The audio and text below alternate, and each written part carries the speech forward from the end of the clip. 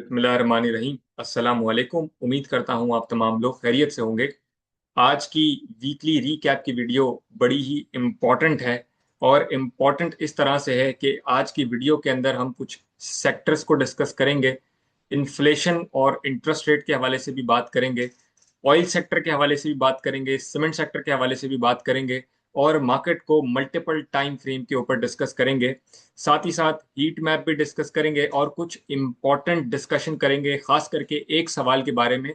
वो सवाल ये है कि लोग आजकल पूछना ये चाह रहे हैं और कंफ्यूजन है इंडिविजुअल्स के माइंड में कि मार्केट में इस वक्त इतने इजाफे के बाद क्या हमें इस वक्त होल्ड करना चाहिए या फिर अपने प्रॉफिट को बुक कर देना चाहिए। तो ये तमाम डिस्कशंस इसी वीडियो के अंदर करेंगे। साथ ही साथ एनएमएल, एनपीएल और एनसीपीएल, ये तीन स्टॉक्स को टेक्निकल्स के ऊपर एनालाइज करेंगे कि इनके अंदर क्या पोजीशन इस वक्त बनती है। स्टार्ट करते हैं। बिस्मिल्लाहिर्रहमानिर्रहीम। अस्सलाम वालेकुम। उम्मीद करता हूँ आप तमाम लोग खैरियत से होंगे। और मार्केट का जो बॉटम डिस्कस किया था हमने, एक कामयाब बॉटम वो साबित हुआ। और बेशक इल्म जो है वो अल्लाह की तरफ से है और अल्हम्दुलिल्लाह अल्हम्दुलिल्लाह वर्ड टू वर्ड वो तमाम चीज़ें जो है वो सच साबित हुई। वो बॉटम जो हमने कैलकुलेट किया था, उस बॉटम से अभी तक जो है वो तकरीबन 30,000 पॉइंट्स मार्केट ने अपने इंडेक्स में ऐड किए हैं। और वर्ड टू वर्ड वो तमाम चीज़ें बखूबी अंदाज के साथ, बहुत खूबसूरत अंदाज में जो है वो मार्केट इसी तरह मूव हुई। अपने पुल बैक के बाद जो दोबारा से रीटेस्टिंग का पॉइंट बना और दोबारा से मार्केट में री एंट्री जोन मार्केट ने क्रिएट किया, वहां से लेकर एक तमाम चीजें मजीद अपसाइड के लिए वो दोबारा से मार्केट अपसाइड की तरफ मूव हुई। तो जो लोगों ने वो वीडियो नहीं देखी है जो मैंने पोस्ट की है, जिसमें तमाम की तमाम कैलकुलेशंस मैंने देना शुरू कर दी थी 28 मार्च से, और अभी तक की तमाम डिटेल्स 13 अप्रैल तक की तमाम डिटेल्स उसके अंदर मौजूद है कि किस तरह से हमने बुलिश रिवर्सल के हवाले से तमाम चीजें दी थी। और उसके बाद वो तमाम री एंट्री पॉइंट्स, पुल बैक्स की भी बातें और तमाम चीजें वो इसी तरह से कैलकुलेट होते हुई अल्हम्दुलिल्लाह अल्हम्दुलिल्लाह वो तमाम चीजें उसी तरह से परफॉर्म हुई है। हम मार्केट को डिस्कस करते हैं और तमाम चीज़ों को डिस्कस करते हैं। सबसे पहले मार्केट के KSE 100 इंडेक्स को हम डिस्कस करते हैं, फिर आगे चलेंगे। तो KSE 100 की अगर हम बात करें तो नियरली 174 के करीब मार्केट की इस वक्त की क्लोजिंग है। और जो मार्केट के अंदर सेंटिमेंट्स है वो बड़े ही पॉजिटिव हैं। जंग बंदी और फाइनल एग्रीमेंट की बात मार्केट में हो चुकी है और इंशाल्लाह तमाम चीज़ें होती हुई नजर भी आ रही है, एक पॉजिटिव साइड के ऊपर बढ़ती हुई नजर आ रही है। मार्केट की बात करें तो ये सप्लाई जोन के हवाले से सूरत हाल थी कि मजीद हमें मोमेंटम चाहिए था मार्केट के अंदर।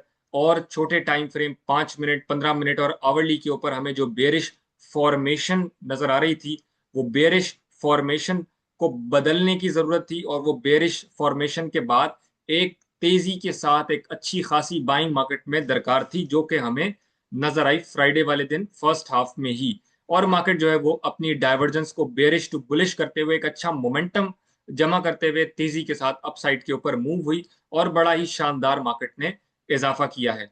मार्केट के हवाले से बात करें तो मजीद मार्केट का अपसाइड हमें नजर आता है और मार्केट एक बड़े अच्छे पॉइंट के ऊपर रुकी है, जिसमें मजीद मार्केट के अपसाइड के चांसेस बड़े ही वाजे हैं।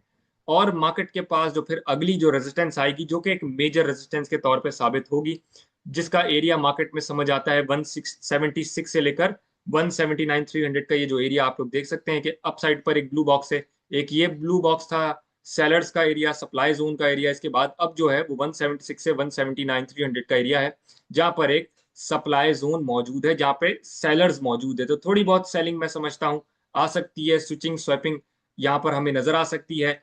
और मार्केट के अंदर फिर वही सिचुएशन बनेगी कि मार्केट में एक तेजी की, एक अच्छी खासी कंसोलिडेशन, एक अच्छी खासी एग्रेसिव बाइंग की हमें जरूरत होगी, जिससे मार्केट ये वाला एरिया जो सप्लाई जोन का, इसे भी ब्रेक करके सेलिंग होके, स्विचिंग स्वैपिंग होके अपसाइड की तरफ फर्दर मूव करे। तो मार्केट में जो लोगों के पास इस वक्त बॉटम से जो लोग बैठे हुए हैं, यानी कि 144 145 के एरिया से जो बिल्कुल बॉटम हमने कैलकुलेट किया था, और जिन्होंने हमारे साथ साथ पोजीशंस बनाई थी बिल्कुल बॉटम से मार्केट के, और वो समझते हैं कि उन्होंने काफी अच्छे प्रॉफिट्स बनाए हैं, तो वो इस एरिया पर कंसीडर कर सकते हैं कि थोड़ी बहुत प्रॉफिट टेकिंग।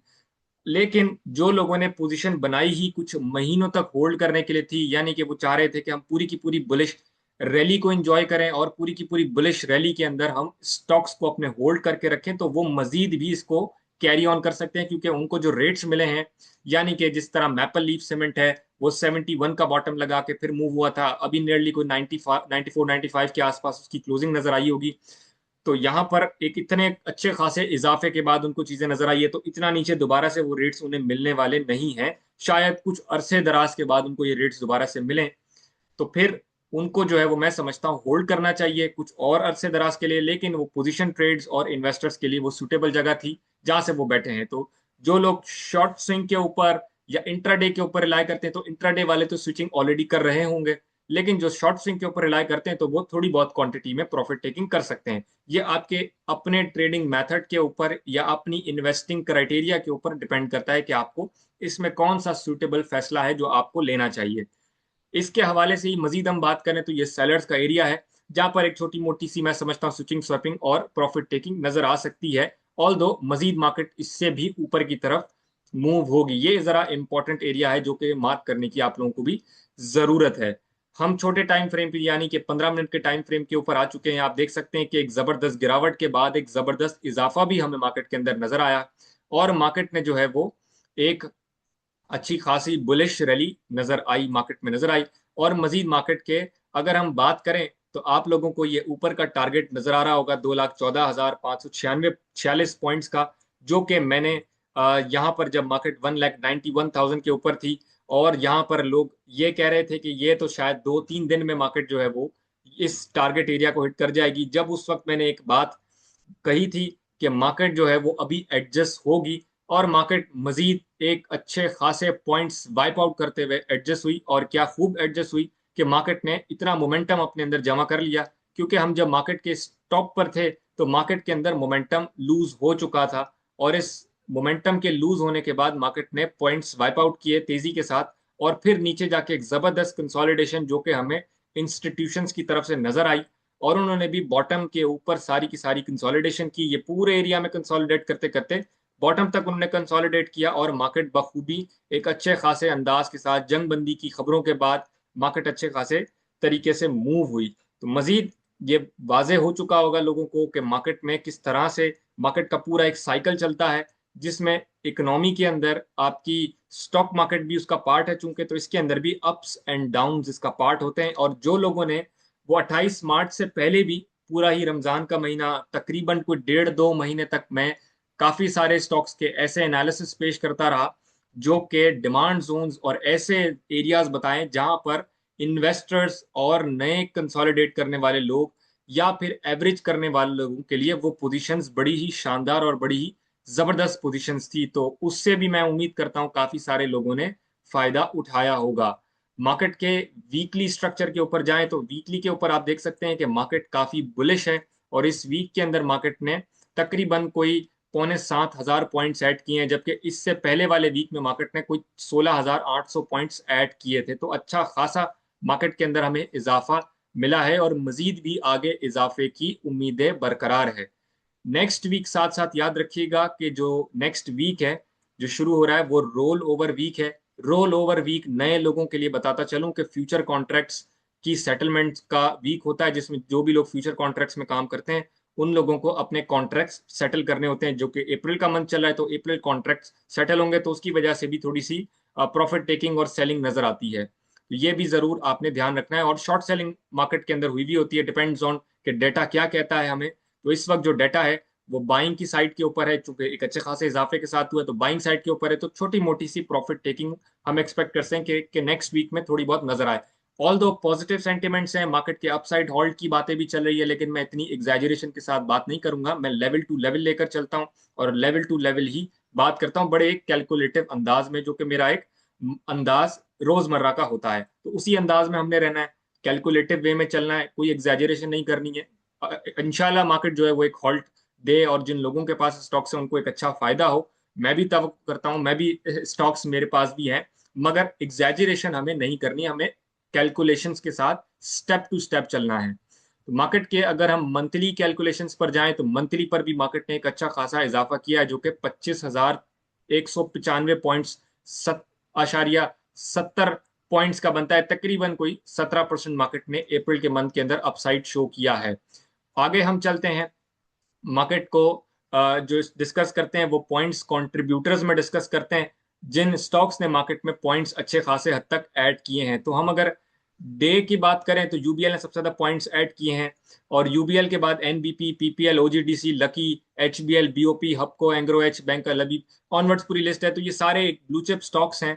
ऑल दो जो फर्टिलाइजर के मोस्टली स्टॉक्स हैं जिसमें बड़े नुमाया इफर्ट है, एफएफसी है, ये जो है पॉइंट्स वाइप आउट करते हुए नजर आए। मजीद आगे भी लिस्ट है, लेकिन हम हमारे लिए वीकली और मंथली के ऊपर डेटा बड़ा इंपॉर्टेंट है, क्योंकि एक बुलिश रैली जो है वो वीकली और मंथली बेसिस के ऊपर नजर आई है। तो वीकली पर बात करें तो सबसे ज्यादा पॉइंट जो ऐड किए हैं वो यूबीएल ने ऐड किए हैं, इसके बाद ओजीडीसी ने ऐड किए हैं, then NBP, PPL, Hubco, BOP, Lucky, Sazgar, K electric, Bestway cement और सर्विस इंडस्ट्रीज वगैरह शामिल है। आगे भी पूरी लिस्ट है। पॉइंट्स वाइप आउट करने में मिजान बैंक सरे फहरिस्त रहा था वीकली बेसिस के ऊपर, इसके बाद फातिमा फर्टिलाइजर, पीटीसी, अटक रिफाइनरी एंड ऑनवर्ड्स पूरी जो है वो लिस्ट है।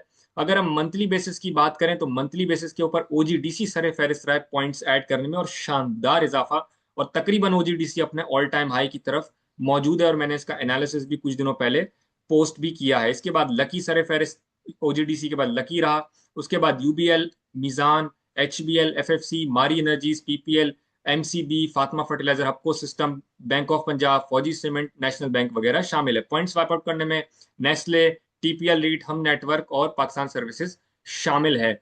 वीकली बेसिस पर सेक्टर्स की बात करें तो सबसे ज्यादा पॉइंट्स वीकली बेसिस पर जिसने ऐड किए वो कमर्शियल बैंक है, इसके बाद ऑयल एंड गैस एक्सप्लोरेशन है, देन सीमेंट है, auto, power generation, pharmaceuticals, food and personal care products वगैरह शामिल है। वाइप आउट करने में कोई खास जो है वो किरदार स्टॉक सेक्टर्स का नहीं रहा है, लेकिन अगर हम मंथली बेसिस के ऊपर पॉइंट्स ऐड करने की बात करें तो कमर्शियल बैंक सरे फहरिस्त है, इसके बाद oil and gas, cement, fertiliser, auto, pharmaceuticals, technology, power वगैरह शामिल है। Real estate points wipe out करते हुए नजर आए टू बिकॉज ऑफ डीसीआर।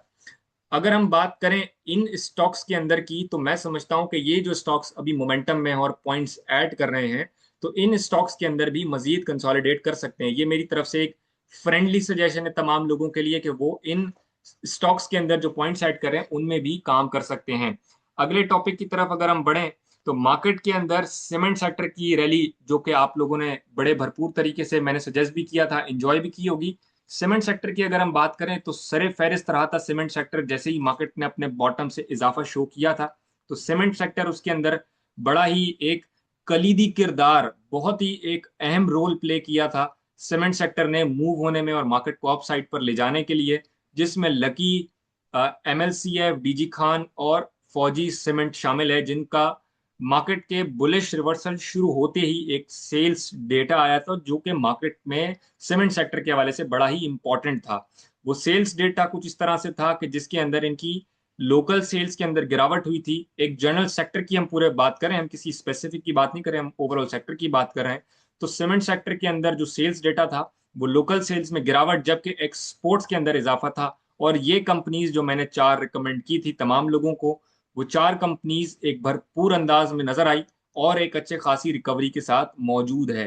तो इन चार कंपनीज के अंदर भी आप लोग अपनी जगह बना सकते हैं। ऑल दो सीमेंट सेक्टर में और भी कंपनीज बड़ी ही जबरदस्त मौजूद हैं, तो सीमेंट सेक्टर टॉप सेक्टर रहा। इसके बाद ऑयल सेक्टर की अगर हम बात करें तो ऑयल प्राइसेस के अंदर जो इंटरनेशनल मार्केट में गिरावट हुई है, ब्रेंट हो या क्रूड हो, उनके अंदर एक अच्छी खासी गिरावट हुई है। लेकिन एक चीज जो लोग मिस कर रहे थे, वो मिस इस तरह कर रहे थे कि ऑयल प्राइसेस बढ़ने के बाद लोग कैलकुलेट ये कर रहे थे कि इंटरनेशनल मार्केट में ऑयल प्राइसेस के अंदर इजाफा होगा तो कंपनीज के मार्जिन बढ़ जाएंगे। तो बात बिल्कुल हकीकत है, कंपनीज के मार्जिन तो बढ़ जाएंगे, लेकिन यहाँ पर एक चीज हमें थोड़ा सा अलहदा अलहदा करके देखना बड़ा इंपॉर्टेंट है कि कंपनीज के मार्जिन तो बढ़ जाएंगे, कंपनीज प्रॉफिट तो बनाएगी, लेकिन उसमें फायदा जो है वो ट्रेडर्स का नहीं जबकि इन्वेस्टर्स का होगा। वो फायदा कुछ इस तरह से होगा कि इन्वेस्टर्स डाउन साइड के ऊपर, चूंकि मार्केट हमारी बेरिश ट्रेंड में थी जंग की वजह से, तो स्टॉक्स के अंदर इजाफा नहीं होगा जब तक मार्केट दबाव में है, मार्केट्स नीचे है, बेरिश है, तब तक ऑयल सेक्टर या रिफाइनरी सेक्टर परफॉर्म नहीं करेंगे जब तक मार्केट परफॉर्म नहीं करेगी। कंपनी जो है वो परफॉर्म करती रहेगी अपनी फाइनेंशियल्स के ऊपर, लेकिन स्टॉक मार्केट परफॉर्म नहीं करेगी। जैसे ही स्टॉक मार्केट ने परफॉर्म किया तो ऑयल सेक्टर आप देख सकते हैं कि ओजीडीसी जैसा स्टॉक, जो कि टॉप जो है वो एक स्टॉक है ऑयल एंड गैस एक्सप्लोरेशन का, उसने इतना जबरदस्त तरीके से परफॉर्म किया कि वो अपने ऑल टाइम हाई एवरेज के पास बिल्कुल जाके वो खड़ा हो गया है। इस कदर मार्केट और कंपनी के फाइनेंशियल्स अलग अलग भी बाज वक्तों में चलते हैं, तो इसको भी बड़ा देखना जरूरी है। तो अभी फिलहाल जो ऑयल प्राइसेस के अंदर इंटरनेशनल मार्केट में गिरावट हुई है, इनके जो पिछले मार्जिन है वो जरूर बढ़ गए हैं, लेकिन जब मार्केट परफॉर्म कर रही है तो उसके साथ ही हमारा स्टॉक परफॉर्म करेगा। ये चीज ट्रेडर के लिए ज्यादा फायदेमंद है। इन्वेस्टर्स के लिए मुख्तलिफ चीजें होती है, ट्रेडर के लिए एक मुख्तलिफ चीजें होती है, तो ये दोनों को अलहदा करके देखना बड़ा इंपॉर्टेंट है। इसके साथ हम आगे चलें तो हम इन्फ्लेशन और इंटरेस्ट रेट की भी जरा बात कर लेते हैं। इंटरेस्ट रेट और इन्फ्लेशन को भी हमें जरा एक अलग अंदाज में देखना होगा। वो अलग अंदाज इस तरह से है कि जो हमारा इन्फ्लेशन है वो चूंकि ऑयल प्राइसेस की वजह से जरा मुतासिर हुआ है, लेकिन हमें इंटरेस्ट रेट को देखना है जो कि 27 अप्रैल 2026 को, यानी कि नेक्स्ट वीक ही मॉनेटरी पॉलिसी कमेटी की मीटिंग है।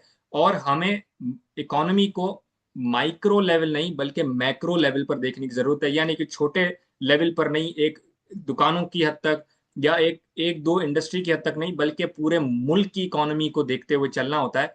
तो इंटरेस्ट रेट भी उसी हिसाब से परफॉर्म करेंगे, स्टेट बैंक भी उसी हिसाब से जो है वो एक फैसला करेगी। तो मैं समझता हूं कि अगर इंटरेस्ट रेट में इजाफा होता है तो वो दूसरी इकोनॉमी के जो दूसरे फैक्टर्स हैं उसके लिए जरा मसले पैदा करते हैं।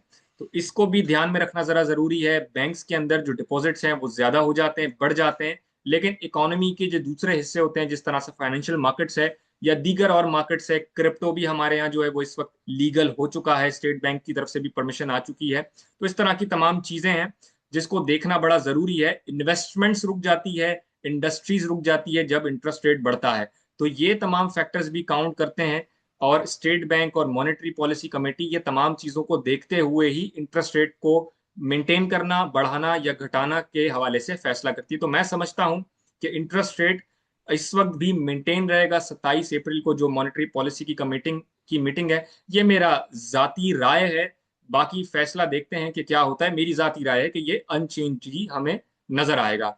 हम चलते हैं आगे, मार्केट के हीट मैप को भी डिस्कस करते हैं, फिर हम टेक्निकल एनालिसिस के ऊपर स्टॉक्स के आएंगे। तो हीट मैप की अगर हम बात करें तो हीट मैप के ऊपर आप देख सकते हैं कि ये डे ओवर डे का हीट मैप है, और काफी स्टॉक्स प्लस साइड के ऊपर है। एक अच्छा शानदार इजाफा मार्केट के अंदर हुआ था। तो ऑयल सेक्टर भी अच्छा पॉजिटिव है, सीमेंट सेक्टर भी अच्छा पॉजिटिव है, ऑल दो फर्टिलाइजर सेक्टर भी पॉजिटिव है। दो सेक्टर्स में आप लोगों को और बताता चलूं साथ साथ ताकि आप लोगों के काम आ जाए। दो सेक्टर्स, एक फर्टिलाइजर सेक्टर है जिसमें तीन टॉप कंपनीज हैं डेफिनेटली। एफएफसी है, एंग्रो फर्टिलाइजर है, और इसके साथ फातिमा फर्टिलाइजर। ये तीन कंपनीज को आप लोग देख सकते हैं कि इनमें अभी मजीद भी गुंजाइश मौजूद है। लेकिन इसके अलावा एक और जो सेक्टर है वो है तो थोड़ा स्लो ग्रोथ वाला, लेकिन बहरहाल वो पोजीशन ट्रेड, यानी कि आज खरीद के जो लोग 3 4 6 माह के लिए होल्ड करते हैं उनके लिए या लॉन्ग टर्म इन्वेस्टर्स के लिए थोड़ा सा फायदेमंद साबित हो सकता है, जो सेक्टर है फार्मास्यूटिकल्स का। तो फार्मास्यूटिकल्स की भी कुछ कंपनी जिसमें आप ग्लेक्सो है, थोड़ी सी उसमें, और अगर हम ऐड करें तो सिटी फार्मा है, सर्ल है, एजीपी है, बीएफ बायो है, और एबर्ट है, फिरोज है। ये कंपनीज को भी आप लोग जरूर देख सकते हैं, ऑल दो ये स्लो सेक्टर जरूर है, ये भी ध्यान में रखना है। आगे हम चलें, वीक ओवर वीक बेसिस के ऊपर अगर हम देखें तो शानदार इजाफा हमें ऑयल सेक्टर के अंदर भी नजर आता है, साथ ही साथ फर्टिलाइजर में भी हमें नजर आता है। लॉटे केमिकल अपर कैप पे अपर कैप लगाता हुआ काफी ऊपर आ गया है। इसके साथ हमें फार्मास्यूटिकल्स में भी अच्छा इजाफा है, हप्को वगैरह जैसे स्टॉक्स में, और फिर इसके बाद सीमेंट सेक्टर के अंदर भी ओवरऑल एक अच्छा इजाफा नजर आता है। मंथ ओवर मंथ में देखें तो एक शानदार ग्रीनरी हमें एक नजर आती है, और बहुत अच्छे खासे इजाफे के साथ हमारी मार्केट हमें नजर आती है। 25,000 पॉइंट्स, 26,000 पॉइंट्स एक अच्छा खासा इजाफा होता है। ऑयल सेक्टर ने बहुत अच्छा परफॉर्म किया, फर्टिलाइजर, ओवरऑल सीमेंट ने भी बहुत अच्छा परफॉर्म किया। तमाम के तमाम स्टॉक्स ने एक बेहतरीन कारकर्दगी दिखाई है। आगे हम चलें, जो लोगों ने अब तक यूट्यूब चैनल सब्सक्राइब नहीं किया जरूर कर लीजिए। आपका जो सब्सक्रिप्शन है वो हौसला अफजाई का बायस जरूर बनता है, तो सब्सक्राइब कर लीजिएगा। आगे हम चलते हैं टेक्निकल एनालिसिस के ऊपर, एनसीपीएल को डिस्कस करते हैं। एनसीपीएल की बात करें तो 72.45 की इसकी क्लोजिंग है, और मैं समझता हूं यहां से करंट मार्केट प्राइस थोड़ा सा डिप या थोड़ा इजाफे पे भी मिलता है तो बुरा नहीं है, इसको जरूर बाइंग कीजिए, इसमें अच्छी अपॉर्चुनिटी है। सबसे पहला जो इसका रेजिस्टेंस है वो 75 के आसपास ही है, इसके बाद जो है वो 82 से 85 के आसपास इसका रेजिस्टेंस है, एंड देन अपने ऑल टाइम हाई को टेस्ट करने की तरफ ये बढ़ेगा जो कि 89.48 है। तो जरूर इसके अंदर मैं समझता हूँ अपॉर्चुनिटी है, ग्रैब कीजिए। जो इसका स्टॉप लॉस आप रख के चल सकते हैं वो 60 से नीचे, जो कि स्टॉप लॉस तो काफी नीचे है, लेकिन यही बहरहाल इसका स्टॉप लॉस बनता है। तो मैं समझता हूँ ये स्टॉप लॉस रख के आप अपसाइड के लिए इसके अंदर बाइंग कर सकते हैं। आगे हम चलते हैं, एनपीएल को डिस्कस करते हैं। तो एनपीएल के अंदर 80.44 की बाय जो है वो क्लोजिंग है। मैं समझता हूँ सेम इसकी तरह भी पोजीशन है, थोड़ा सा डिप करंट मार्केट प्राइस से थोड़ा अपसाइड पे मिलता है तो जरूर इसके अंदर बाइंग कीजिए। इसका जो आप स्टॉप लॉस रख के चलेंगे वो 69 से नीचे का रख के चलेंगे, और अप साइड के लिए सबसे पहले रेजिस्टेंस 88 के आसपास, देन 92 93 के आसपास, एंड देन ये भी अपने ऑल टाइम हाई जो कि 100 रुपए के करीब है उसको टेस्ट करने की तरफ बढ़ेगा। तो अच्छा स्टॉक है, मोमेंटम स्टॉक्स हैं, जरूर कंसोलिडेट करें। इसके बाद तीसरा स्टॉक जो सबसे फेवरेट स्टॉक्स है निषाद ग्रुप का, जो कि एन एम एल है, निषाद मिल्स, 158.02 की क्लोजिंग है। इसके अंदर भी सेम पोजीशन है, डिप पे मिलता है जरूर बाइंग करें, करंट मार्केट प्राइस थोड़ा सा अपसाइड पे मिलता है जरूर बाइंग करें, मोमेंटम स्टॉक है। स्टॉप लॉस जो रख के चलेंगे वो 140 से नीचे का रख के चलेंगे। सबसे पहला जो इसका जो रेजिस्टेंस है वो 175 से 180 के आसपास है। देन फर्दर अपसाइड के ऊपर 188 का टारगेट प्राइस इसका रख के चल सकते हैं जो कि रेजिस्टेंस एरिया भी है इसका, एंड ऑनवर्ड्स ये अपने हाई को टेस्ट करने की तरफ भी बढ़ सकता है जो कि 208 का एरिया है। अब तक के लिए इतना ही, इंशाल्लाह अगली वीडियो में मुलाकात होती है। अल्लाह हाफिज।